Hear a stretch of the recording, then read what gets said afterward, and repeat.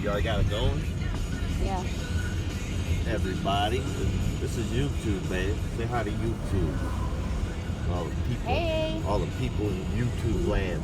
Chapter 2. You see me writing this down yesterday. I wanted to talk about it. First get locked up. Start from the goddamn fucking beginning. Jail. Was I scared? Fuck yeah, I was scared. I felt like a little fucking bitch at 17 years old, stepping into the county jail. You don't know what to expect. You know what I'm saying? I was 17, I got locked up, went to jail. So when they book you, they put you in the holding tank, right? And that's your first taste of anything. You hear the noises from the people's feet on the floor above you, going through count and all that shit, and you're down, and you're in there with so many different characters, scared to death. You know, you got people coming in drunk as fuck, belligerent, talking shit to the COs through the guards, just out of their fucking mind, right? Then you got people who's dope sick coming in, you know what I'm saying? They ain't sick yet, but they're working on it, because you stay in the holding tank for a few days. I stayed in that motherfucker one time 7 goddamn days, and I seen a lot of motherfuckers come and go. And the most hilarious is people who's getting bonded out. Babe, check this out. So a lot of people who come in to jail that ain't on parole or probation, you have the ability to be bonded out. So you can have your family or somebody, you know, pay money or put up 10%, and bondsmen would come and get you. So as you're on the phone, you're trying to call up anybody to accept that $20 first call. I'm in jail, bond me out. My bond's $5,000. All you gotta do is give them $500 in collateral. So, you know, you go in there, you see a lot of people in there. I've seen people get out, though. Some people come in on a $300 bond, and I've seen people bond themselves out with the money they had in their pocket. They just had to go through the booking process. But then you got people who got $30,000 bond. No, ain't nobody coming. Ain't nobody coming to pick your motherfucking ass up on a $3,000, $10,000, you know what I'm saying, with the 10%. Hell no. But they sit there and it's amusing because they keep trying. Old lady got a question. So say you go for multiple felonies and you have a bond on one, would it be that you're a bond for all of them? Yeah. They'll say you'll go in and you'll see the magistrate on each of your charges, and she'll set you one bond. So say, like, I went in, I had 5 felonies. Each one was $10,000, $10,000, $10,000, you know what I mean? $5,000 bond, you know what I mean? Or a $50,000 bond. It cost me $5,000 to get out. So you add them all up. Yeah. Okay. That's what I was wondering. It was weird with Lenawee County, and we never said nothing to each other. And I always thought it was just some weird shit. The magistrate was this girl I went to school with. Like, we never really even talked to school, but we went to school together. And every time I'd get locked up, you know, that's who I would go see. I'm looking all fucked up and down, fucking handcuffed, you know what I'm saying, sad down in the dumps. That's who I would see, was this chick that I went to school with. And she was always cool enough, because she knew every time I was never going to get out. I was never going to get bonded out. So the bonds, you know, pretty much meant nothing. But she didn't set them outrageously high. And the one time I could get out, she gave me a PR bond, but I was on parole and I had a parole hold. So anyway, so you're sitting in there, holding tank, not knowing what to do. I was scared. I ain't gonna say I went in that motherfucker just tough as fuck, and you know what I'm saying, I boss people around, nobody gonna fuck with me and all that shit. In the most precious item in the holding tank is a roll of toilet paper. I've seen people fight over a roll of toilet paper, because you're not in, you have no pillow. It's all concrete. So that roll of toilet paper, that's your pillow, that's your everything. Then when a person gotta take a shit, you gotta ask the motherfucker, hey man, let me get that toilet paper. Use it as a pillow. You know what I mean? Because he's using the motherfucker as a pillow. You know, everybody's sitting in there with their motherfucking head and arms in their shirt. You know what I mean? in a fetal position, sitting there for days. Just like them people trying to get bonded out, just blowing up the phone.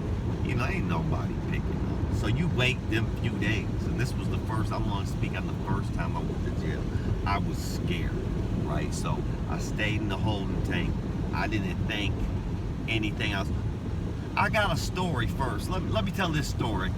Then I'll see if I can jump back to it because I don't want to make this video too long. There was one time I got locked up and, I was on a suicide mission.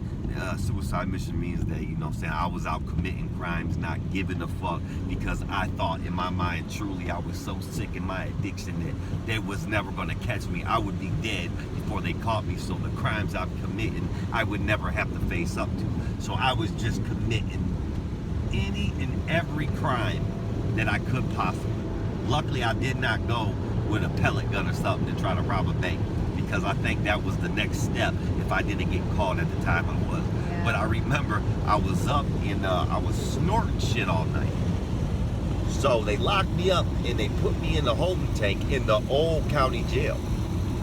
And I'm in there myself. I'm like, man, I gotta get out of here. I'm fucking tripping. I have to get out some way. This is the addiction and committing crime and just being so fucking stupid on top of it and scared. I have to get out of here. I have to get out of here. So I laid on the floor and act like I was going into seizures, right? And they like really didn't buy it. I just kept, I did like 3 times. They're like, get the fuck up. What the fuck is wrong with you? So I blew my nose and it was nothing but blood on the toilet paper. And I went to the guards. Yo, guard, turnkey. I gotta go to the hospital. And they were like, whatever, it's a bunch of blood. So, I'm faking convulsions and shit. So they wind up having the state police officer come get me and take me to the hospital. It's summertime. And I'm thinking of escape.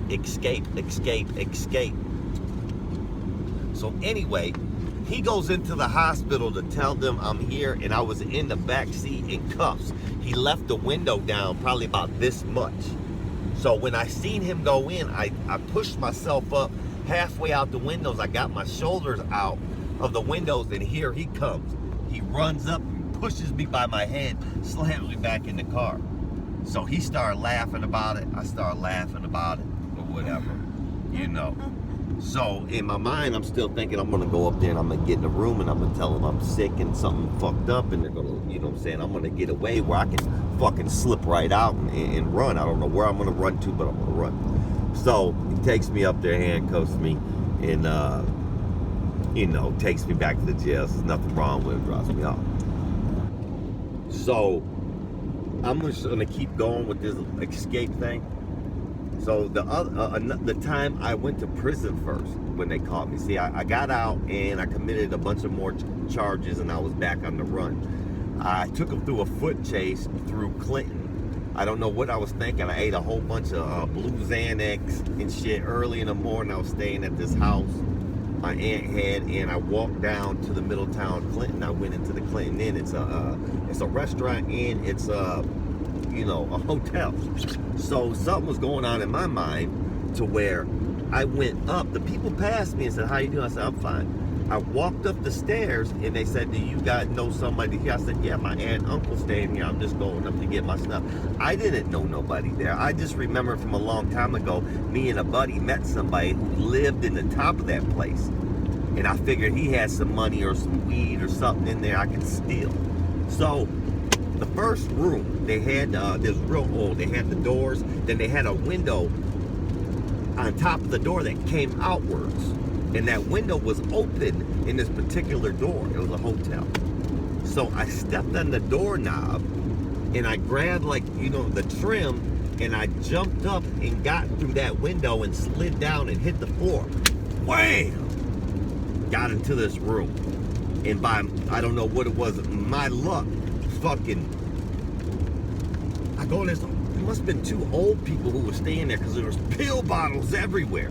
So I pack all these pill bottles in my pocket, hit the door, come out, and that's when the people passed me again because they heard the boom. And I said, my aunt and uncle, I'm just grabbing something. So I went out the door.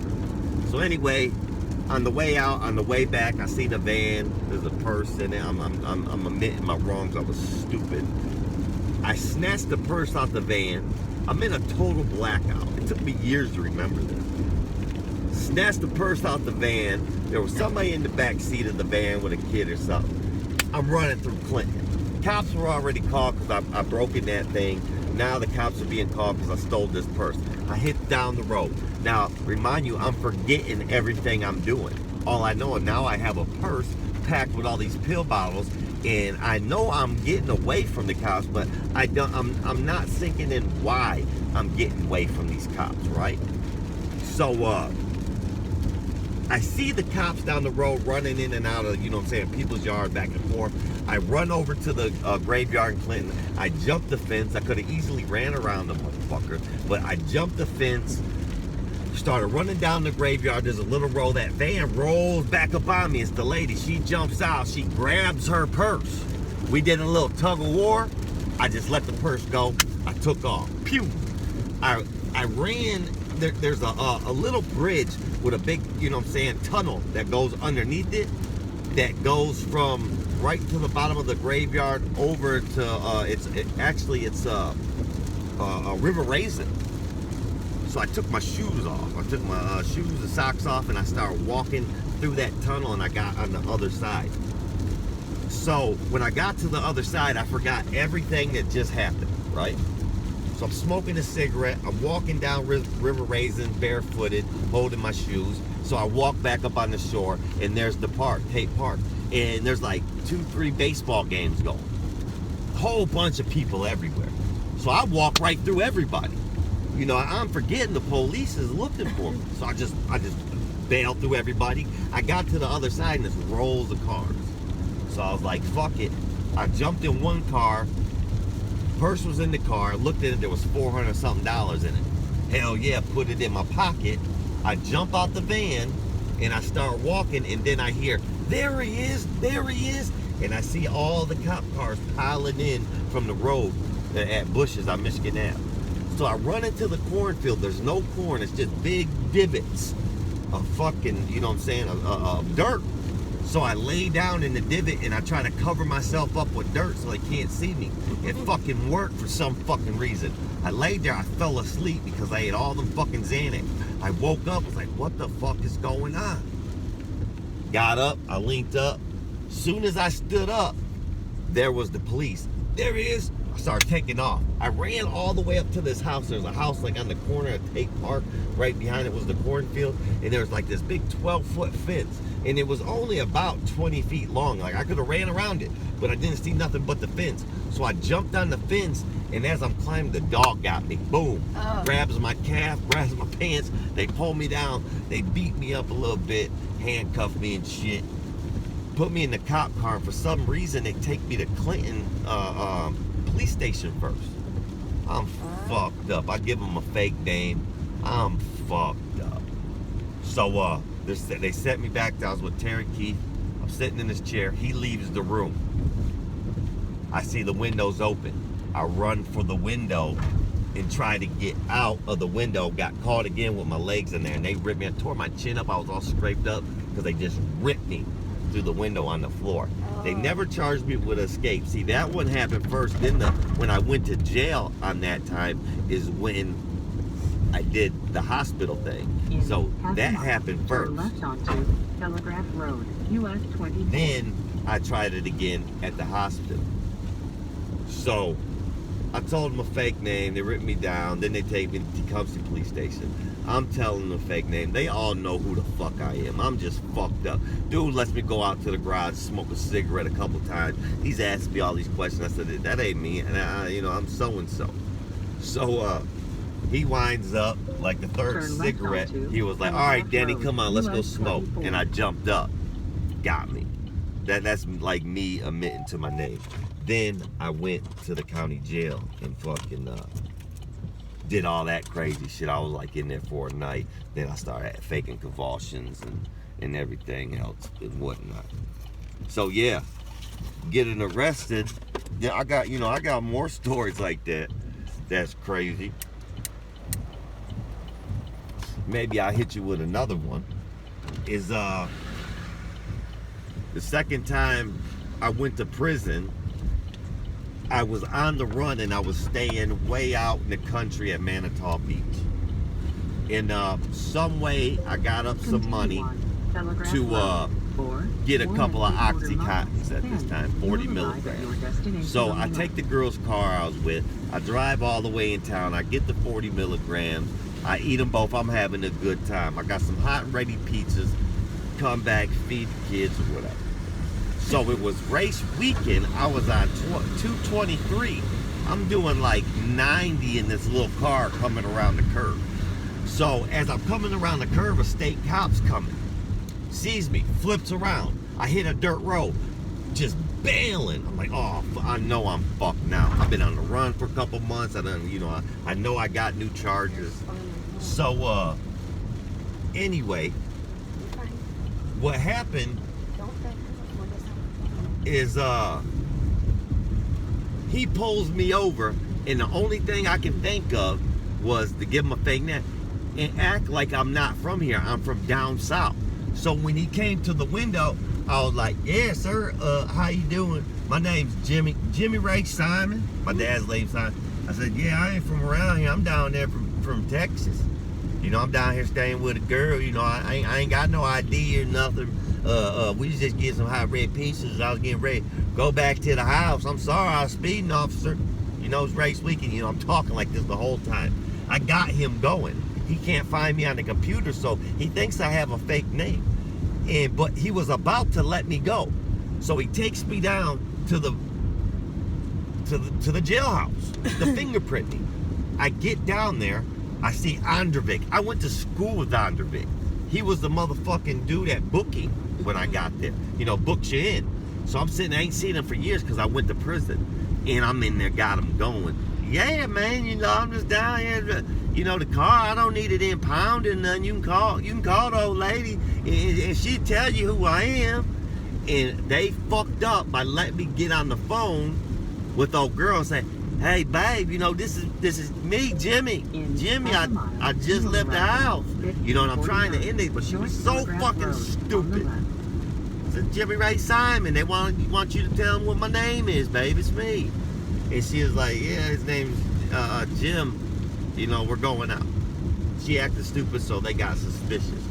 It was a big thunderstorm, so the thing you put your fingers on to tell you who you are, it was out. It was done. Nobody, you know what I'm saying? No, they couldn't tell who I was. So the state officer said, well, if they want to let you go, man, you know, they're gonna let you go. You know what I mean? Other than that, I don't know. I'm done with you. I'm leaving. You are arriving at your destination.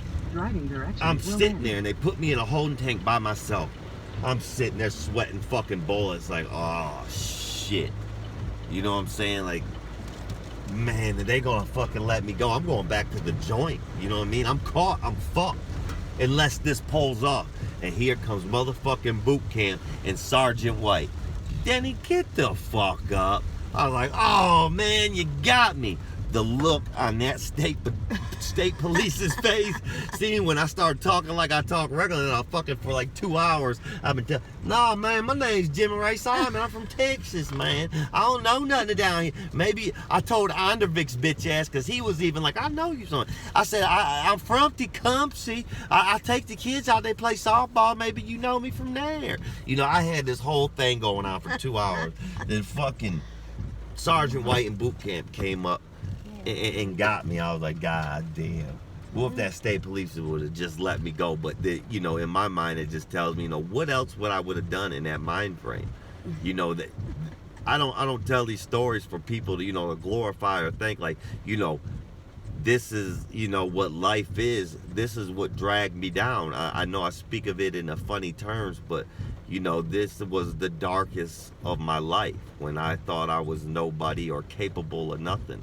I really had no self-esteem or thought, you know, I could accomplish any goal. And I would just be in and out of prison because that's all I knew. And, you know, it was real dark. So when you get desperate not to go just to make it another week or another day out before they catch you, it's a hard way could live. So I encourage anybody who watches this and maybe got some legal problems, just turn yourself in, man. Get it over with. Start living your life, man. Look, I just got the old lady a new car. You know, we're doing good. We're about to go to Orlando, Florida. I've never been out of Michigan. You know, I'm legal. I ain't on parole. I've been out 5 years. I work hard. I got 2 jobs. I do my thing, man. I know I got a lot of great stories, and it's not to glorify. It's just to show you guys and to tell you guys my experience. Yes, I laugh about it now, but it was a sad time when it was going on. Because when you live that life, people ain't there to help you. You know, your mom and your family might love you, but you dug that hole and they're going to let you sit that shit out. And it's hard when you're alone. You feel very, very alone. And I feel bad for the people who can't take it. And, you know, I know a lot of people who took their own life because they thought they would never get no better than what they are at that point. And I just want to encourage anybody. It always gets better if you try. If you leave the dumb shit alone and you push forward and you make the effort. Shit don't happen like that. Shit takes time. It may take you 2-3 years to get your shit together.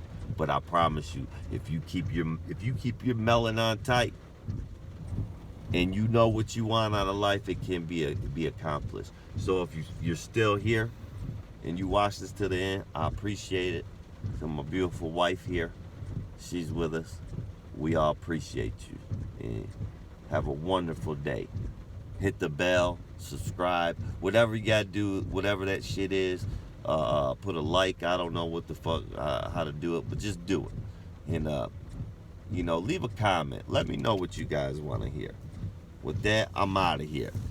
So beat feet, tear up the street.